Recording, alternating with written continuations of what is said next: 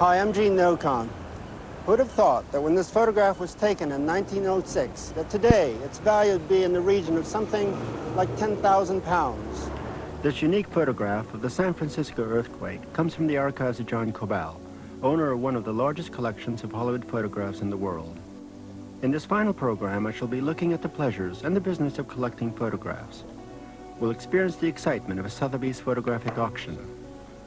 I'll discover where photographers can display and sell their work. But we start by searching the vaults of the National Portrait Gallery, uncovering some of Britain's hidden photographic treasures.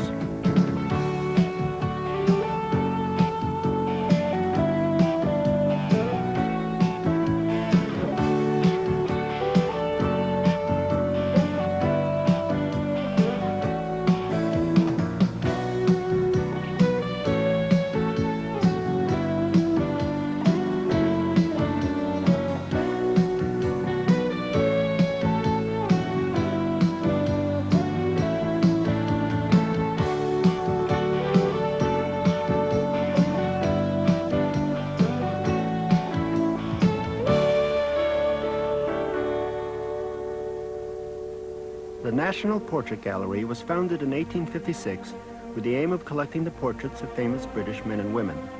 With the advent of photography, the gallery also began collecting photographs, as they provide a unique record of the men and women of this country. The gallery now owns over 100,000 photographs, including original negatives, and I've come to meet the man responsible for this collection, Terence Pepper, the National Portrait Gallery's photographic archivist. Although the gallery has always owned photographs for reference purposes, it was not until the early 1970s that photographs were considered of sufficient historical interest to put on display. Now the gallery holds special exhibitions as well as permanent displays, but some photographic gems are hidden away in obscure corners. I think this is one of the great masterpieces of Edwardian portraiture. It's a photograph taken by Herbert Ponting in the Antarctic of Scott writing his diary on his ill-fated expedition. What's so interesting is it shows Scott in an environment, in this cabin with all the photographs and equipment he took with him, the suitcase with the labels on, his jacket rolled up over there, and the photographs of his wife Kathleen and his little boy Peter Scott. It's an extraordinary document of the period. It's actually fabulous. You can see all the detail along here. Yes, this is the detail you wouldn't get in a painting, and I think this is why it's so much better than a painting might have been. It's a beautiful print. What kind of print is this? This is a carbon print, which was a carbon process. It was done. It was printed slightly after Scott's death in 1912 by Ponting, who had an exhibition of photographs he'd taken on the expedition as a memorial to the people who perished. It's a wonderful moment in time preserved. The gallery archives contain some of the earliest prints ever taken. These are not on permanent display to the public, but they are available for viewing by appointment. One of the things, probably the earliest and one of the most valuable items in the collection, is a stereo daguerreotype. It's Charles Wheatstone with his family, taken by Antoine Claudet in the 1840s. Ideally, you'd see this through a stereo viewer, but if I tilt it the right way, you can just make out it's a very beautiful photograph, beautiful composition. Charles Wheatstone, the great electrician. And here, I have the earliest negative in the National Portrait Gallery collection.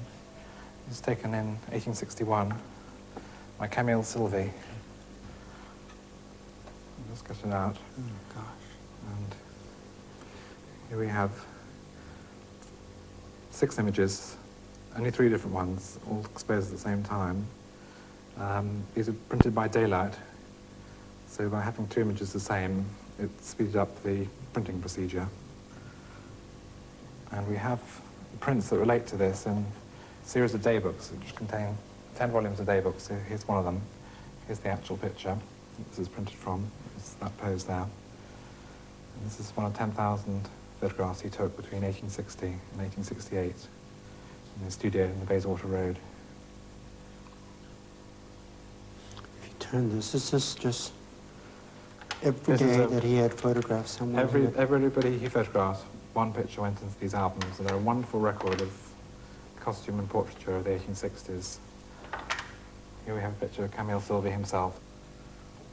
And there's a modern print, copied from the albums, showing the daylight printing frames that that's Sylvie how they used. did it. And these are Sylvie's workers in his garden in Porchester Row. Here's some other views of the studio, Sylvie standing in the doorway. And here's another view of the printing workers. So there was no such thing as a dark room in those days? No, they used daylight printing and employed a very large staff of people to turn the plates from time to time. The archives include work right up to the present day. There are photographs from the 50s and 60s by self-styled father of pop photography, Harry Hammond, seen here reflected in a mirror whilst photographing singing star Alma Cogan. Also in the collection, a classic 1964 picture of the Beatles by Norman Parkinson. And for the National Portrait Gallery, these modern photographs have as important a role to play as the earliest pictures from the 1840s. Well, I think we probably both agree that the Beatles have had a very important impact on British life.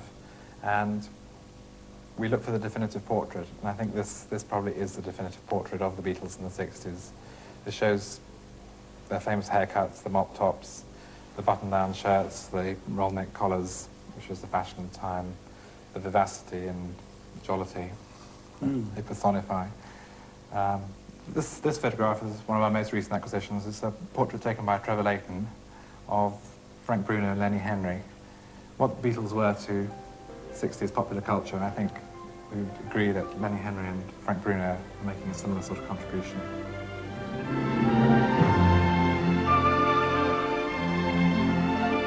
Hollywood, the heart of America's film industry since 1911.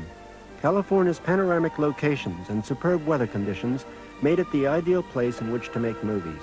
And for every moving picture, there were still photographs taken mainly for publicity purposes.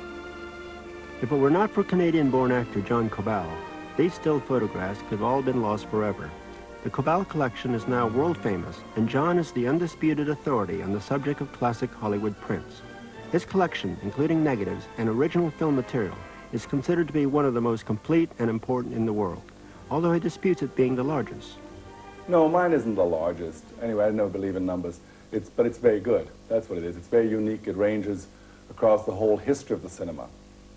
In negatives, for instance, or in prints, the whole history of the world cinema. And it's very representative of it, and the quality is very, very good. Obviously, I think what I am is a good collector. I have an instinct for it. If I lost everything today, or if I sold it all off, what would I do? I'd start collecting again, because that's what I'm good at. I mean, I'm sort of one of those people you read about in Raymond Chandler novels. I'm good at snuffing things out, like truffle hounds. Of course, because I like movies so much, I was going to be more drawn to that. And then photographs were kind of something you could hold in your own hand, something you could have and feel, and it was yours. Some way it linked you to whoever you used to love so much. Like, you know, I used to love movie stars. I spent all my time watching movies, and suddenly I had my own picture of Barbara Stanwyck. It wasn't in a magazine, which everybody else could have bought. It was something that was glossy. It was by itself. It was mine. Well, quite apart from the photographs themselves, when did you start to collect the actual negatives? Well, that was just a fluke, because now I'm in the States, and I have permission from the film companies to print up whatever it was I wanted, because I was a journalist. And then one time I was in one of those labs where they did the printing for many years, and I saw these girls. What do you do these things when you have one of those things that you cut things apart with? Or you just cut them with a slicing machine. And they were slicing them. I mean, they just have boxes of negs. Take a film like, let's say, Casablanca, for example, which would have about 750 negatives, because on a major film, the average on a really big film, an A film with A stars, would be pretty well 750 to 1,500 negatives. Most of these were 8x10s. You'd have production stills, you'd have publicity stills, you'd have naturally portraits done specially for it, you'd have poster art, you'd have set material, like where they shoot the set, so the set designer has an idea what it looks like. You have costume, all of the negs are there, right? And obviously Warner's had told them they would no longer pay the rent, or didn't want the storage fee anymore, so they told these people, just destroy them. And so they were slicing them off, I suppose, so that they could then sell them off for silver content. And I said to these girls, I looked at some, I remember it was Midsummer Night's Dream, and I recognized instantly, I'd never seen a negative before, and I recognized instantly, there was a shimmer in a negative, there's a light inside a negative. I mean, air is such an intangible, you know it's all around you, but you can't say, I know what air looks like. Air is just there, but what is it? What is the life force of air which we inhale that keeps us going? You know, all the oxygen and the vitamins that are in it. Well, inside this negative, you saw it. You saw this bit of prison contained between these two surfaces. And you could almost hear it yelling, calling, you know, calling. This thing, this miracle that is the life that is inside the negative. And I just felt that. By the time I found them doing this, they must have already wiped out maybe 75,000, 150,000. And I'm not talking about one lot of negs from one film or one person or one small little group. We're talking about a company, 50 years of its life, that is 50 years full of movies. It's not just Casablanca or Midsummer Night's Dream or Gold Diggers of 1935. It's everything. It's everything. It's all the life and the imagination and the talent, which after all, an original negative, a photograph, contains as much as the film. And they were just chopping up. That would be the end of it. So that's really how it began, yeah.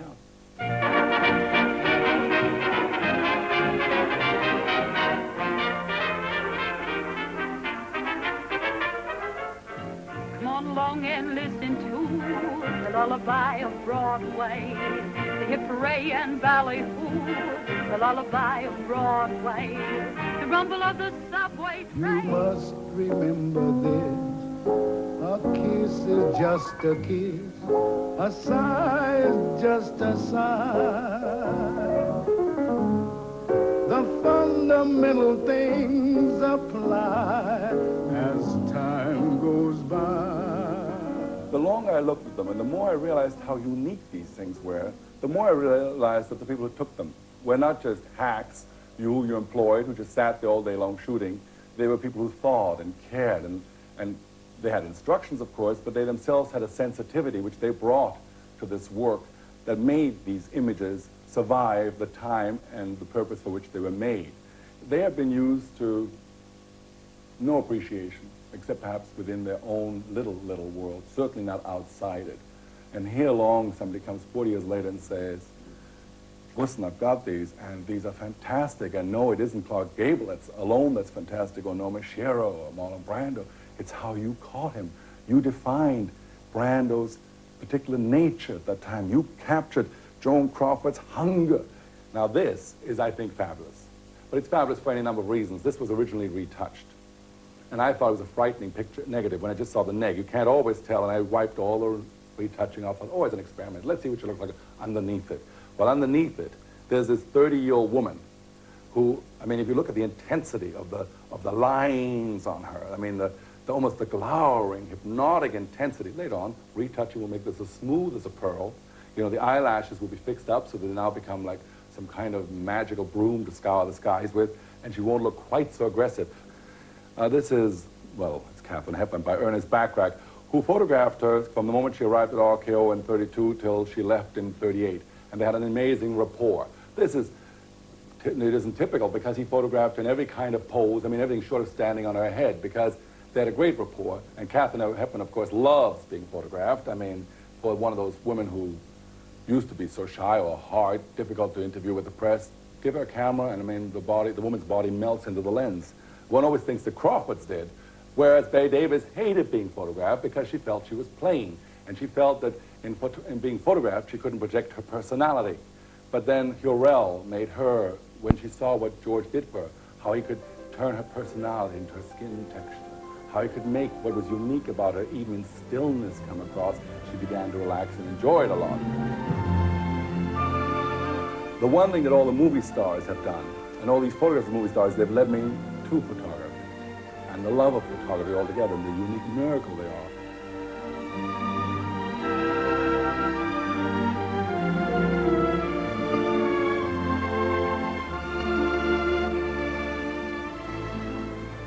The Photographer's Gallery in London's West End. It was here, 14 years ago, that I saw my first job in Great Britain advertised on the gallery notice board. But the director, Sue Davis, does have other functions apart from giving employment to out-of-work photographic technicians. The gallery was opened by Sue in 1971, and it provides a unique opportunity for photographers, known and unknown, to display and sell their work. Well, I've been working at the ICA, and the first exhibition I was ever given to do all on my own was a photographic exhibition, and we did a lot of talks with it. from various sorts of photographers, fashion photographers, photojournalists, and it was extremely popular. And after that, photographers came with portfolios to the ICA and said, how about showing my work? And they weren't really interested in most art galleries in those days in showing photography as a serious thing. I know once I discovered this, I thought, oh, to hell with it, you know, let's have a go and start one. Well, we have an unusual set of photographs here on the walls today. Who decides on these photographs, and who decides on what exhibitions to put up? Well, we have two exhibition organizers and myself, and we also have members of our board of trustees who know about photography, and we have a policy which is constantly rolling along. I mean, it changes over the years, to take in as much as possible. It's always started off very wide because there was nowhere else, and now, of course, that there are lots of other museums showing photography, which is really a great measure of success, I think. We are concentrating more on the contemporary British photographers in the independent sector. Zelda Cheatle, the print room manager, is responsible for marketing the work of 150 photographers on consignment to the gallery. Many people who visit the exhibitions on the ground floor never make it up here and are not aware of the wide range of prints available for sale. Those that do find their way to the print room have one common question. I suppose people want to know if when they buy a photograph that they're buying an original print. And that takes a long time to discuss what exactly an original photographic print is. And what is an original photographic print? Well, to put it in a nutshell, I think it's probably an interpretation of a negative made by the photographer and signed by the photographer. If I were just starting out collecting photographs, what advice would you give me? To follow your own instincts. I mean, I think it's nice if you look at books and look at magazines, you get a sense of the kind of visual images that you like. I mean, I'd say that you could maybe start with, let's say, Bert Hardy, a great photojournalist, someone whose work has got very immediate human appeal. You'll very much enjoy that. But really, it's best to decide the kind of mood, the kind of images that you want to live with. Some collectors, I know, they only collect nudes. They've got exquisite nudes. I mean, some of them might only be on a postcard. Some of them might be prints worth £10,000. But what they like is very beautiful nudes. And other people, like you say, they collect landscape. I mean, and just in Britain, we've got Faye Godwin, John Blakemore, John Davies, Peter Cattrall. Excellent landscape photographers. You could just have your collection narrow by deciding you wanted it only British photographers. Or, I mean, photography is such a huge field. It's lovely. Zelda, who establishes the criteria for buying prints to be sold later? Really, in the end, it has to boil down to being my decision. But I think that I'm very much influenced by knowing the kind of things that people would like to see when they come in. And I'd like to think we have a lot of contemporary British stuff. I mean, it's part of the gallery's thrust is that we're trying to help support the photographers that are living here.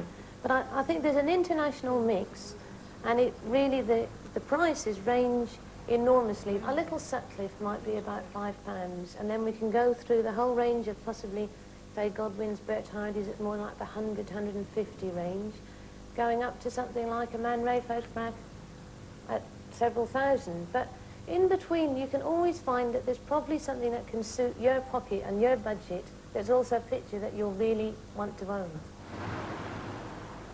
Of course, if you were thinking of becoming a serious collector of photographs, then there are plenty of places you can buy them from. One of the most exciting ways is to bid for a photograph at auction.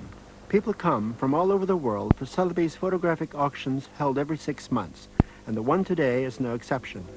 I'm from Utrecht, that's in the center of Holland. And I'm collecting photographs, and I'm specializing in Dutch photographs. This is the first time I've come to London for them. I usually bid by order bid from New York. Have you traveled far to be here today? From Paris by way of Madrid, not that far. Philippe Garner is the auctioneer today. He's been involved with Sotheby's photographic auctions since they started 17 years ago. December 71 was the first of what has become a regular pattern of sales, and I suppose that date might be seen as marking the beginnings of the photographic market as we know it today. What prompted it then in 1971? From Sotheby's point of view, it was one facet of putting more emphasis on the 19th century. It coincided with the development of sales in various aspects of 19th century art and applied arts, and photography is one of the great inventions of the Victorian era, and it seemed logical to focus on that as a subject for collectors. Do you find that the people that come to these auctions are actually collectors, and they actually buy photographs strictly because they like them, without the added investment value? It's different people come to the sales with so many different motives. I don't think there's ever such a thing as a pure collector who is completely oblivious to the financial aspect of what he's buying, just as I don't think there's such a thing as a pure investment buyer who's buying photographs or any works of art in the way that someone might buy stocks and shares. I think there is always an element of both, but I'm always reluctant to suggest to people that they buy photographs as an investment. Not that they can't be a very good investment, but I always feel the prime reason for buying them should be out of a true passion for the subject matter. What advice would you give to new bidders? Say in this audience that we have today, someone comes up to you and said they're interested in buying a photograph, and say they have, say, £2,000 to spend. If it's the first auction they've attended, I think that probably the best advice I could give to them will be to sit on their hands and not do anything. Just watch? Maybe, yes, just watch what happens, have a good look at all those photographs that are turning up, maybe spend £500 of that money over the next few months on a good set of reference books, see a lot of exhibitions, and come back to the following sale with a better feel of what has excited them in that intervening time. Lot 87, portrait of Brunel. At a previous sale, a print of Brunel against the chains of the Great Eastern fetched the highest price ever paid for a British photograph, £20,000. Today, a print from the same negative is on sale, but it is not in such fine condition and is expected to fetch a much lower sum. Any more now at 3,500? At £3,500 or so. Prices at today's sale will range from £100 to over £10,000 for this album of Emerson's Life and Landscapes of the Norfolk Broads. One of the bidders is American buyer Harry Lunn. Emerson's Life and Landscape. And may we have £7,000 to start this? 7 is bid, thank you. At £7,000. That's £7,000 in the centre. 7,500. 8,500. 9,500. 10,500. 11,500. 12,500. 13,500. 14,000. At 14,000, you're also seated at 14. At £14,000. Any more at 14,000. Selling then for £14,000. Photo collect, thank you, sir. Harry dropped out at 14,000, but he's pleased with his other acquisitions. Went well. I got the most important thing that I wanted, which was lot 31, which I couldn't tell you about earlier because someone was sitting there who might have been bidding against me. Did you get it for the price you wanted? 4,000. I thought I might have to go to 8 or 9, so I was quite happy. As much as that? Yes, yeah. All right. So you're delighted? I mean, it was estimated at 1,000, 1,500, something of that sort, but it's a very unique and valuable album by Beato of India, Indian subjects, and very rare, very important. Were there other It's a pictures? good buy. Were there other pictures that you were after? I was after the Life and Landscape on the Norfolk Broads, which I was outbid on. It went to a point, I dropped out at 13,500, it went for 14,000, and so I didn't get it. Could you have mustered up the extra 500? Well, no, I think the chap was, another dealer bought it. I suspect he might have gone, he probably had an order bid and probably would have gone on farther. And of course, with the weak dollar, translated, that becomes, with the 10% commission, you're over $30,000, and that's too much to pay. And I have... The history of photography is still very young, less than 150 years old. Whether you're an amateur or a professional, in another 150 years, your snaps could be worth thousands. But that, of course, is not the only point of photography, as I hope this series has made clear.